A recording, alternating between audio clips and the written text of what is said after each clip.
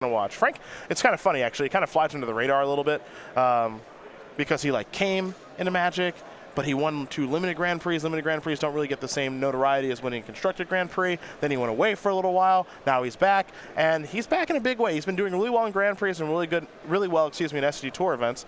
You're giving that card a long look. I don't understand why you don't know that that's Eternal Scourge. All right. Duh. Duh. Duh. We can take a look at Eternal Scourge here in just a moment. Help me out here, man. Duh.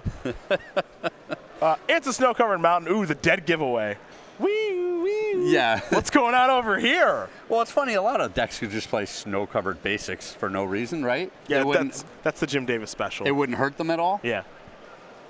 Eternal Scourge, by the way, 3 mana, 3/3. You may cast it from exile. When Eternal Scourge becomes the target of a spell or ability, an opponent controls, exile Eternal Scourge. You get it? It never dies. It's eternal. Do you get it? That's what? That is a thing. Yeah. It's definitely a thing. Yeah. Just a 3 mana 3/3 whenever you need it. Absolutely it is. You know how often you need a 3 mana 3/3? I'm not sure. Not very often. Not often? Okay. All right. Here's a Boros Charm. Yeah, while we're joking about Eternal Scourge here, the burn deck is just doing exactly what it wants to do. It's picked off some early damage with its 1-drop, and it's just way out ahead in this game. Frank will draw a card. You saw a Boros Charm and a couple of hits here with Goblin Guide. In case you're looking for synergies with Eternal Scourge, remove it with your Relic. Yep. Cast it. Thanks. Do it again. Yep. We have a Scrying Sheets, the reveal. Frank giving away a lot of value here with all these lands. There, a Lightning Bolt. There we go. That'll take care of a Goblin Guide. Ooh, it's a pretty bolt. Davis Merced, a player I see at a lot of our tournaments. I believe a Chicago area player. Having a heck of a tournament thus far. I know he's a big fan of the Chicago Bulls, which is a tough thing to be right now. That's tough. Sports, you get a lot of ups and downs in sports. That's tough right now. Trade their best player for me and you. You and I are members of the Chicago Bulls now. I don't like our chances. No, I don't like their chances. I like their chances. I'm not a huge fan of Davis Merced's chances in this game right now, so Rift Bolt is on suspend. But he'll play an Eternal Scourge, and he'll pass the turn back. Yeah, the Shred Red deck just doesn't have a proactive enough game plan to put any pressure on the burn deck. So even with a slower start, even with some cards that he can't cast, the burn deck's still just going to have a big advantage in this matchup. It's a skull crack from Frank. He's going to put Davis down to 9. I believe Rift Bolt's going to bring him down to 6. Yeah, and the finish line is in sight now. It's not hard to get there. Merced's got his fingers crossed, hoping to untap and take another turn. Those fingers crossed will have to be there for about 6 turns, Davis. Yeah. Very long time. Just give me 1 more turn. Yeah. And 4 more after that. Frank thinking about playing a Scalding Tarn, and he's just going to pass the turn back. Not willing to do that just yet, so Merced's going to get to keep playing. He'll draw a card. He's picked up another snow-covered mountain. He'll activate the Relic. Oh, come on in. Come on in, little Scourge. Yes! Kaboom. In for 3. The follow-up is a Pia and Kieran Nalaar. All right, we've got a clock going here. Yeah. Couple of Thopters. We'll join Mom and Dad. And Boros Charm's going to bring him to 2. That's all right. That's all right. Fingers crossed again. Big draw step. You're dead. All right. And Boros Charm will take care of that. As Frank's Guard's going to very easily win game number 1 here against David Merced. Burn predictably up a game over Scred Red, but that's why they give you 3 games. Yep. That's why they give us not best of 1. It's best of 3. And this sideboard's a real doozy, so we're going to go over that. 3 Molten Rains? Probably not. Probably not. He's on the play, though. Okay, he could get him. He could get him. He can't get him. No. Three Dragon's Claws? Now there's a Tinger. That's a card that I would be interested in sideboarding in. 2 Goblin Dark Dwellers, 2 Shattering Spree, a Boil, real hater in the house, an Anger of the Gods, a Magus of the Moon, a Blood Moon, and a Roast. Not a lot of options, Craig. Yeah, it's kind of funny. We might see some of these fairly mediocre cards in this matchup come in just because he doesn't have better options. He's got to take some of these cards out of his main deck. We already talked about the Blood Moons. I mean, it's funny. Magus of the Moon is just a straight up better card than Blood Moon in this matchup. Well, it attacks. Yeah, Yeah, it's so- got a little body. Yeah. But maybe we'll see the Roast come in. A lot of these cards not great for this matchup, but you know, he'll probably proactively try to mulligan to the Dragon's Claw and see if that'll get him there. For Frank, he's got 3 Path to Exile, 3 Destructive Revelry, 2 Stony Silence, 2 Rest in Peace, 2 Deflecting Palm, a Grafdigger's Cage, a Searing Blood, and a Molten Rain of his own. The Molten Rain feature match. Does Frank need any help here? We might see dueling Molten Rains here. It's pretty doubtful. If Frank is expecting an artifact card like, what was the Droplet? Sun Droplet. Sun Droplet Yeah. or the Dragon's Claw, a card like that, he might side in these Destructive Revelries. He might not want to sideboard at all and see if his opponent has anything like that, and then game 3 bring in an answer to a card that may or may not be there. Yeah, I might have some interest in just resubmitting the same 60. I'm not sure if I'd be able to guess exactly what Merced has in his sideboard, though it is likely that the best way that Burn can go about beating you is via an artifact, Chalice of the Void. Or excuse me, Skredderek can beat him is Chalice of the Void, Sun Drop, like you mentioned, some sort of artifact. Yeah. We'll see how Frank does on a sideboard, but he's in a very good matchup here in his second round of competition today. As we are going to take a moment here as these players do shuffle up to go over the Season 2 schedule here on the SCG Tour. Season 1 does conclude today. Season 2 actually starts today with our Roanoke Open. As some players have sat down to play Modern, over 500 here in the Berglund Center in Roanoke, Virginia.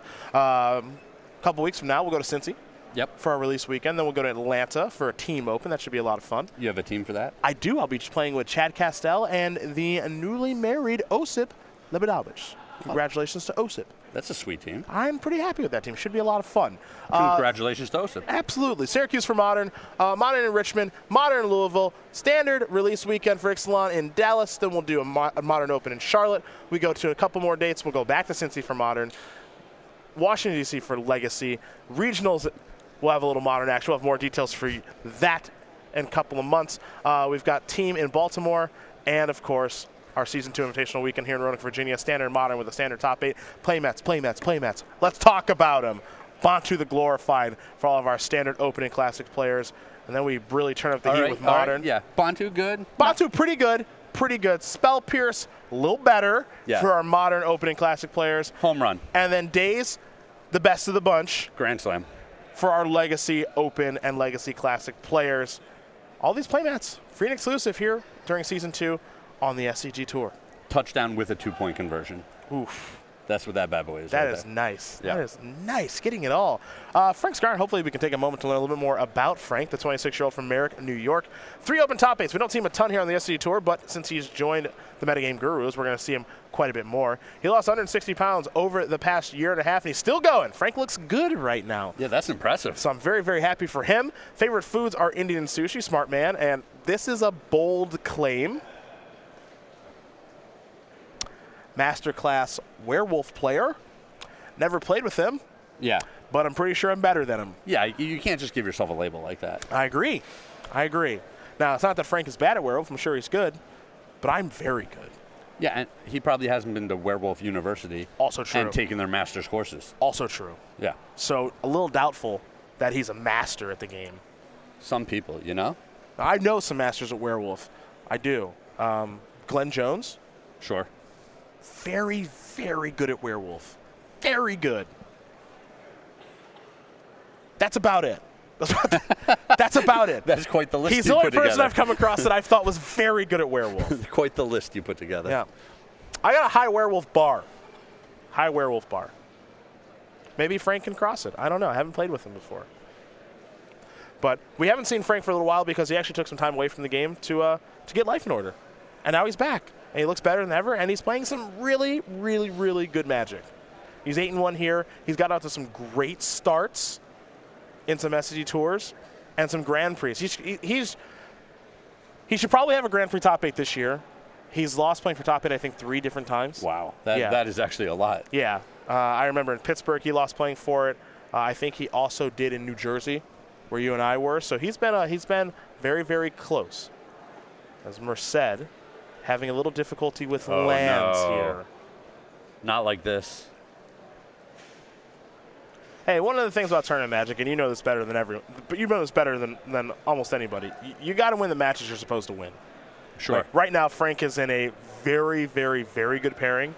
And this is the kind of matchup where it's not, the full gift. It's not a buy, but it's pretty darn close. Yeah, this is a great matchup. And, you're also going to have, on the flip side, the bad matchups. Mm-hmm. Which Davis is obviously in the opposite, equal but opposite here. And he's having some mana problems, but that's the way it goes. Tournaments are long. There's a lot of rounds for a reason. There's 3 games instead of just 1 for a reason. And sometimes you just take your loss. Yep. It's a lightning bolt here from Frank. That's going to trigger prowess on the Monastery Swiftspear. That will come across here for 2 points of damage. Merced's going to fall even lower. And now, if it's an Eidolon, he's in trouble. Yep. Davis is in some real trouble now. He'll draw a card. Picked up a land finally. But if he's got Dragon's Claw, it's a little late. He does have a Dragon's Claw. Like I said, it is a little late. He'll take 2. He's going to fall down to 12.